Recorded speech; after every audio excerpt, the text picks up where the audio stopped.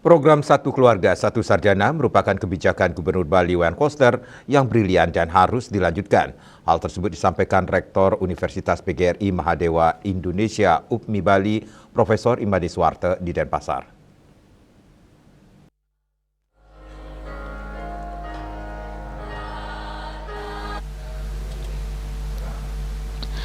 Ditemui di sela-sela wisuda UPMI, Rektor UPMI Imade Suwarte mengungkapkan program Satu Keluarga Satu Sarjana ini merupakan terobosan yang sangat luar biasa dalam upaya meningkatkan kesejahteraan bagi masyarakat Bali yang kurang mampu. Hal yang masih perlu dikaji lagi adalah regulasinya. Dengan demikian harapannya semakin banyak mahasiswa dari keluarga kurang mampu bisa ditampung dan pada akhirnya bisa meningkatkan kualitas SDM Bali. Prof. Suwarte menambahkan UPMI Bali tahun ini mengalami peningkatan penerimaan mahasiswa yang lolos dan ikut program Satu Keluarga Satu Sarjana dari 20 orang kini menjadi 40 orang dari 100 kuota yang disediakan.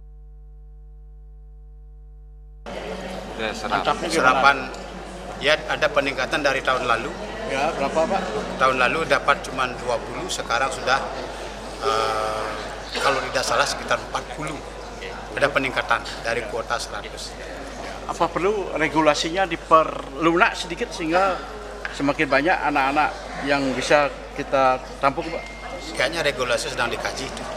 Ya, untuk perubahan tahun. Ya, apa usulan Pak itu? Biar regulasi lebih baik. Saya tetap berkoordinasi dengan pihak Kadis, di mana Kadis saran kami selalu bidang itu supaya merapatkan barisan menggunakan kepala sekolah untuk mensosialisasikan program ini, karena program ini kan bagus untuk menuju SDM unggul. Kalau mencari kakak miskin kan agak berat Pak. Kenapa tidak dilanjutkan ke anak Nyoman dan Ketut barangkali, walaupun dia termasuk keluarga mampu? Ya, saya rasa program itu akan mencapai ke sana, sasarannya. Ada perubahan sekarang. Dulu kan tidak ada di keluarga sarjana. Sekarang kalau keluarga sarjana keluar dari kakak itu bisa masuk. Tidak ada kalau ada kelunakan seperti itu. Ya.